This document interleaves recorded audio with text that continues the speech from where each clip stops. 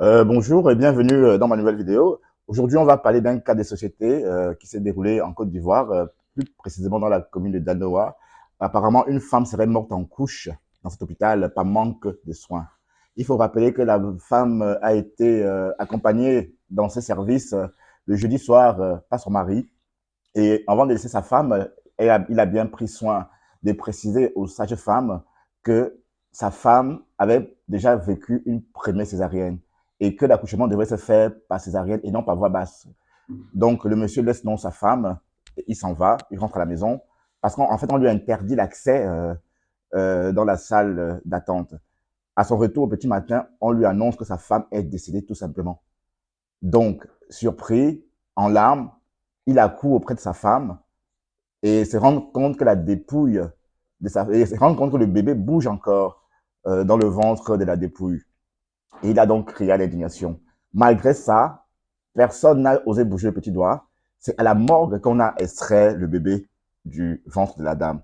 Donc, je voudrais interpeller tous les internautes de manifester par rapport à ça. Vous voyez cette dame, vous voyez, vous la voyez là, elle est en couche, elle est morte en couche avec son bébé.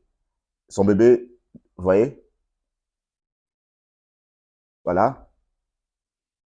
Donc, je trouve ça indigne pour un pays comme la Côte d'Ivoire de laisser encore ces sujets mourir en couche. D'autant plus que la Côte d'Ivoire est quand même assez développée par rapport à d'autres pays d'Afrique et que ces choses-là ne devraient plus se reproduire en Côte d'Ivoire. Donc, je pense qu'il est temps, n'est-ce pas, de saisir les autorités ou encore de saisir la justice pour que justice soit faite pour cette institutrice d'État morte comme une chienne dans un hôpital de Daloa. Elle n'avait rien demandé, elle venait juste donner la vie. On ne meurt pas en donnant la vie. Donc, je pense que la sage-femme ou encore les sages-femmes ont été très, très négligentes. Et je pense qu'il est temps, n'est-ce pas, de payer, de faire justice à cette dame morte bêtement en couche comme une vulgaire chien de race. Donc, chers amis, partagez cette vidéo et essayez de créer votre colère sur la toile. Et il faut que quelqu'un paye pour la mort de ces deux personnes-là. Parce que chaque vie compte. On ne peut pas laisser une femme en couche crier toute seule et mourir comme une chienne. Elle ne méritait pas ça. Elle ne méritait pas de mourir en couche. Personne n'a le droit de traiter une personne comme un animal. Voilà. Merci infiniment de m'avoir écouté et relayer l'information pour que Dominique Ouattara, la première dame ivoirienne, puisse intervenir et sensibiliser les consciences par rapport à ces femmes qui meurent encore en couche.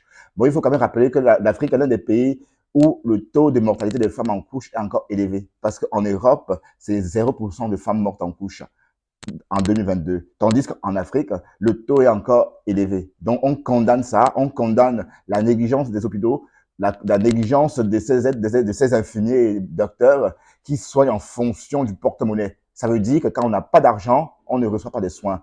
La santé, c'est pour tout le monde et chaque vie est importante. Donc, il est hors de question qu'on laisse passer ça parce qu'en fait, on a été trop ravagé par le scandale entre Eunice et Ténor. Du coup, on n'en a pas parlé. Je vous rappelle que l'histoire se déroule en fait jeudi passé, donc en même temps que le buzz entre la star camerounaise et la star ivoirienne. Donc du coup, personne n'en a parlé. Donc je me ressaisis aujourd'hui pour vous interpeller, n'est-ce pas, à manifester votre colère et pour que justice soit faite pour ces deux personnes mortes par négligence. Merci. À demain dans la nouvelle vidéo.